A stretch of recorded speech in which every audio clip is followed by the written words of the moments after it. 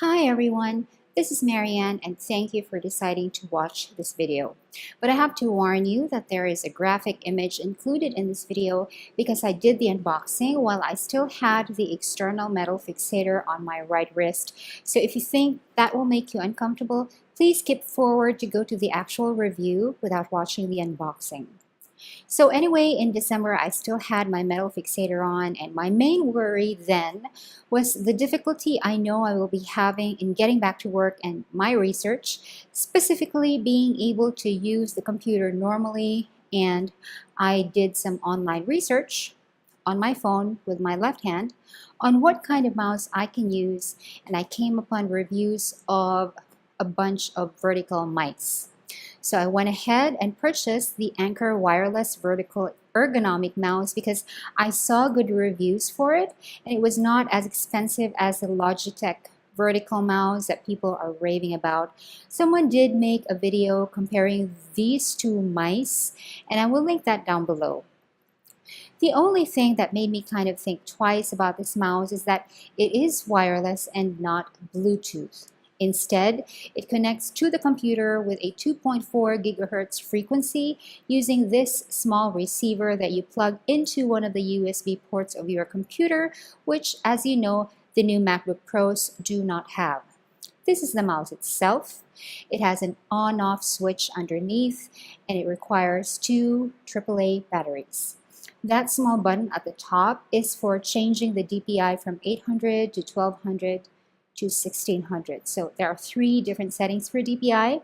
And there's also a rectangular slot, a tiny one, on here, which is where the USB receiver can be stored when the mouse is not in use.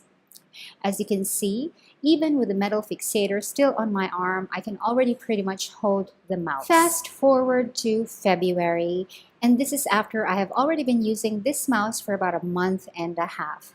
I am taking out the receiver from its hiding place in the slot on the underside of the mouse, and then plugging the said receiver into the USB port of the hyperdrive, and then plugging that into the laptop. I have a review of the hyperdrive on my channel, and I will link it down below. And then I put in the batteries and then turned the mouse on, and once the mouse is on, a red light comes on here. And it is pretty accurate, as you can see. I have previously set the DPI to be in the middle setting, which is 1200.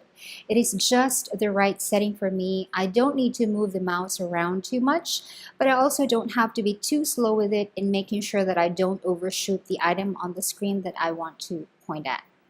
It is pretty much plug and play. There is no software to install, and there is not even any waiting time. Once the receiver is plugged in and the mouse is turned on, it works right away.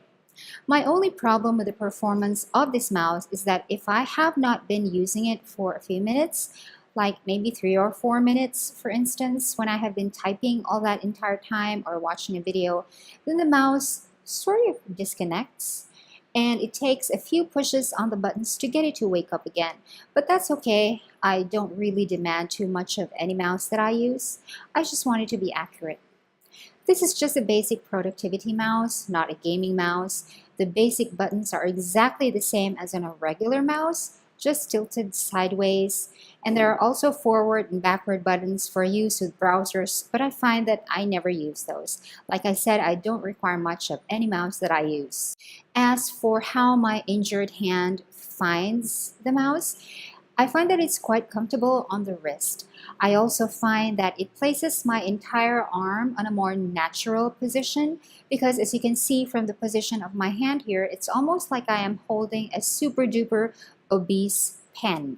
So I don't have to twist my wrist to face downwards, and I don't have to put my elbow out.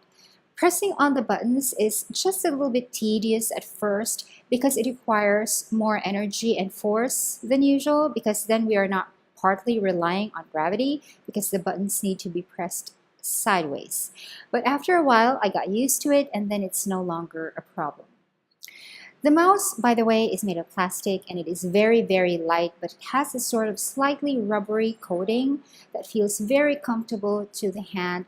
This also explains why the mouse has that matte look to it.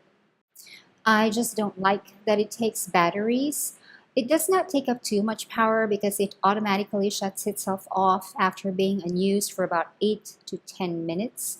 So I find that I don't need to change the batteries that often, but I don't really like buying stuff and then throwing them away. So maybe I will have a look at rechargeable batteries for this one because I also need them for the reading clip light that I also reviewed on my channel before. Using rechargeable batteries, I think it's kinder to the environment that way and also more cost efficient. But despite these very few cons, for which there are feasible solutions, I do like this mouse. I think that in my situation, because I have a long and slow road to recovery for my right wrist, this is actually necessary and very helpful. I bring this to the office every weekday and then bring it back home. I just toss it into my laptop bag together with the chargers and the dongles. Easy peasy. I hope you found this video helpful. Thanks for watching to the very end. If you have any questions, please leave them for me in the comments and I will get to them within the day. Thanks for watching. Bye!